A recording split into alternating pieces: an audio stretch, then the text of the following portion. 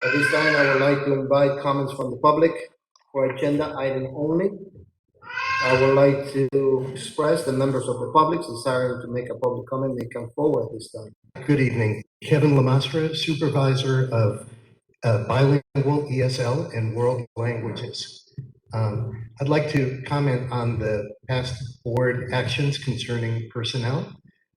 As always, I'd like to begin with gratitude. I'm approaching 30 years of service in this district, and I'm grateful to have spent more than half my life teaching and learning with Linden students. At present, we find ourselves in a time in this district unlike no other.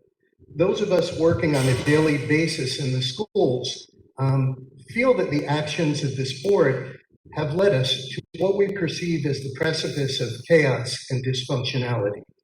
At this moment, we're approaching nearly 100 vacancies that need to be filled by September. In every school building, teachers and administrators are wondering how we'll be able to open without them. I believe that speaking truth to power is a moral obligation. When we set out to empower students with critical literacy, we teach them to read both the word and the world.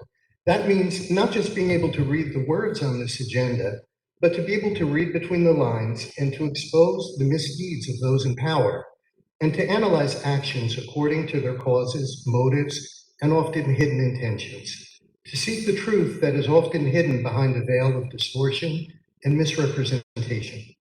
I'm here tonight once again in order to speak truth to power at a defining moment in our district's history. We live in a dysfunctional time where our national political climate encourages us to dehumanize those we disagree with, to make them our enemies. I will not do this. Instead, I'll speak to you with the belief that you are all honest men and women who are here to serve the students and families of Linden, but perhaps have been some misinformed or led astray. I'm sure that no one wakes up and looks in the mirror and says, I want to behave unethically in order to achieve someone else's agenda. Instead, people construct a narrative in their mind, or perhaps they're fed one by leadership that helps them to justify their actions and forge ahead despite the damage being caused. As the supervisor of bilingual ESL and world languages, I've been put in an ethical dilemma by politically connected people seeking new positions or transfers to positions they were not qualified for. One very well-connected person wanted a position at LHS that required a bilingual Spanish teacher, a skill the person in question did not have.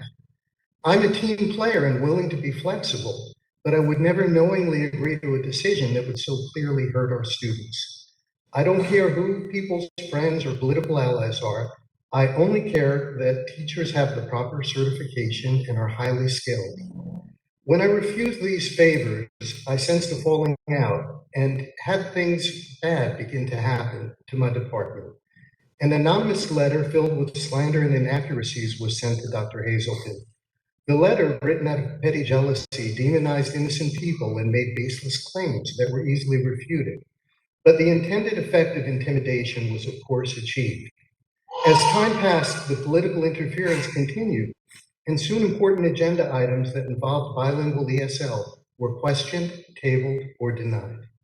In April, our interview committee recommended several outstanding candidates who said they wanted to teach in Linden because we were identified by the state as a model district for ESL.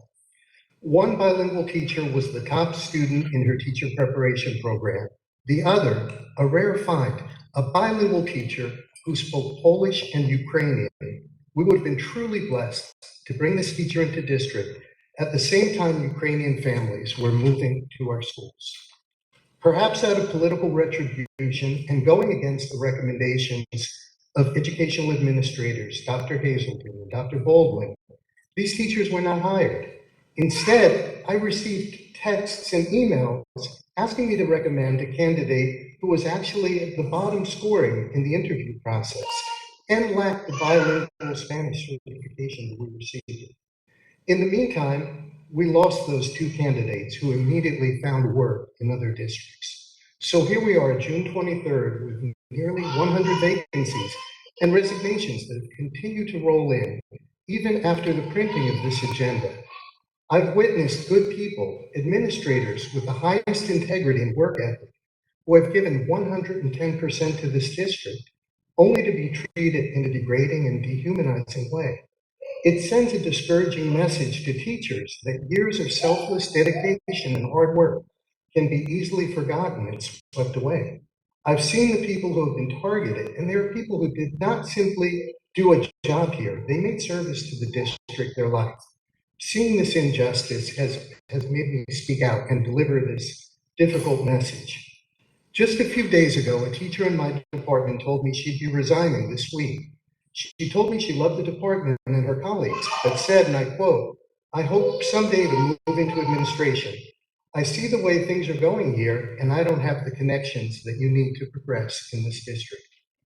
Think of the damaging message you send when you subvert best practices in hiring qualified candidates and instead recruit people from lower performing districts or go against the recommendations of school administrators to appoint underqualified teachers and staff.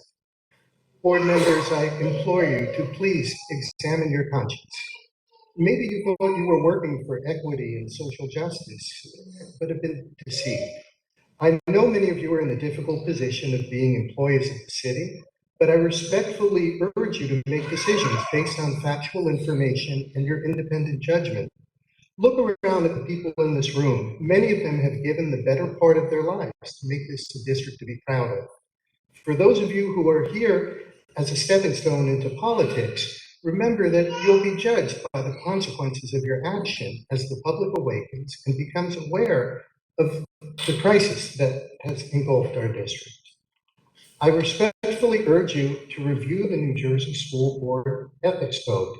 It's not the role of the board to administer the schools. Please allow the educational administrators to do their job. Collaborate with them and work with them in harmony to achieve common goals to serve our students rather than a political agenda. Let's work together to pick up the pieces before it's too late. Thank you for considering my message.